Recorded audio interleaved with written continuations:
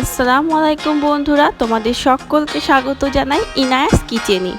তো আজকে আমি তোমাদের সাথে শেয়ার করব মাংসের কাটলেট বা মাংসের চপ, কিভাবে একেবারে দোকানের স্টাইলে খুব সহজে এবং কম উপকরণ দিয়ে মাংসের চপ তোমরা বাড়িতেই বানিয়ে নিতে পারবে। আমি তোমাদেরকে আজকে সেটাই দেখাবো।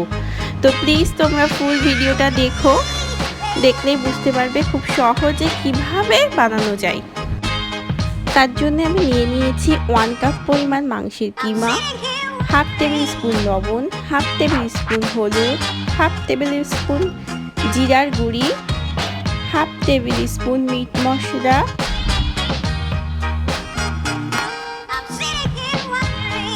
Half tablespoon red chilli flakes.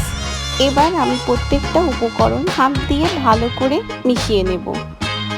এরপর দিয়ে দিচ্ছি 1 টেবিল স্পুন আদা রসুনের পেস্ট, 3টে কাঁচা লঙ্কা কুচি,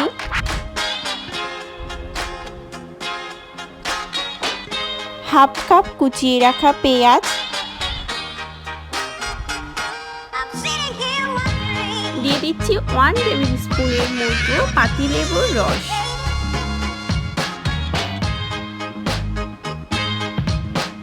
এবার এগুলো খুব ভালো করে মাখিয়ে নিতে হবে, যাতে প্রত্যেকটা উপকরণ মাংসের কিমার মধ্যে পৌঁছে যায়।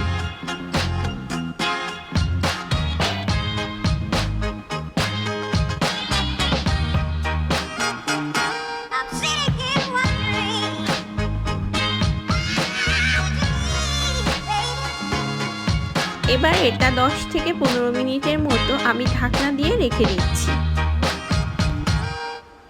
15 মিনিট পর এসে আমি দিয়ে দিলাম এতে 1 চিমটা পরিমাণ ফুড কালার। এটা অবশ্যই অপশনাল, নাও দেওয়া যেতে পারে। দিয়ে দিলাম 1 টেবিল স্পুন আমচুর পাউডার, এটাও অপশনাল। আর দিয়ে দিচ্ছি আমি 1/3 কাপ বেসন। এবার এগুলো ভালো করে মাখিয়ে নিচ্ছি। বেসন কিন্তু আগে দেওয়া চলবে না। এবার আমি এটা ভালো করে মাখিয়ে নিয়ে হাতের সাহায্যে আমি কাটলেট বা চপের আকার দিয়ে দিচ্ছি। যে যেমন পছন্দের আকার পছন্দ করো সে তেমন আকার দিতে পারো।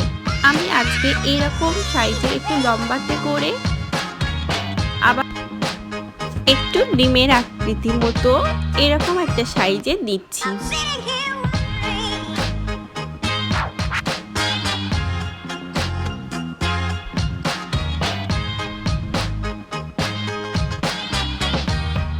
এবার চলে যাচ্ছি আমি নেক্সট প্রসেসে। তার জন্য আমি নিয়ে নিয়েছি হাফ কাপ পরিমাণ ব্রেড ক্রাম্ব আর একটি ডিম।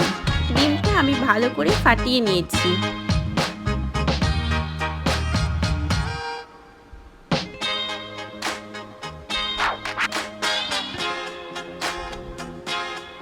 এবার আমি এগুলিকে কোট করব, ডাবল কোট করব। প্রথমে আমি ডিমের মধ্যে কোট করে দিচ্ছি, তারপরে নিচ্ছি ব্রেড ক্রাম্পের মধ্যে। ঠিক সেম প্রসেসে আবার একবার করে নিচ্ছি, দুবার করে নিচ্ছি। একবার ডিমের মধ্যে, একবার ব্রেড ক্রাম্পের মধ্যে, আবার একবার ডিমের মধ্যে, আর আবার একবার ব্রেড ক্রাম্পের মধ্যে। ঠিক এইভাবে ডাবল কোট করে নিচ্ছি। আমি কিন্তু এখন পুরো চপগুলো করব না, আমি এখন 4টে চপ করব। আর বাকিগুলো আমি এয়ারটাইট বক্সের মধ্যে রেখে ডিপ ফ্রিজে 1 মাসের মতো সংরক্ষণ করতে পারবো।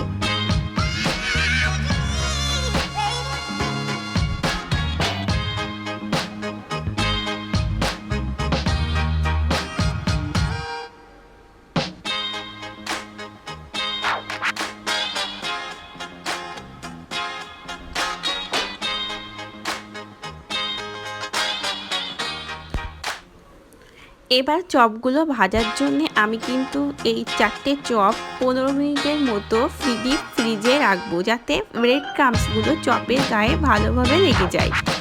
এরপর আমি 15 মিনিট পরে ডিপ ফ্রিজ থেকে কাটলেটগুলো বের করে আমি ভাজার জন্য দিয়ে দিচ্ছি।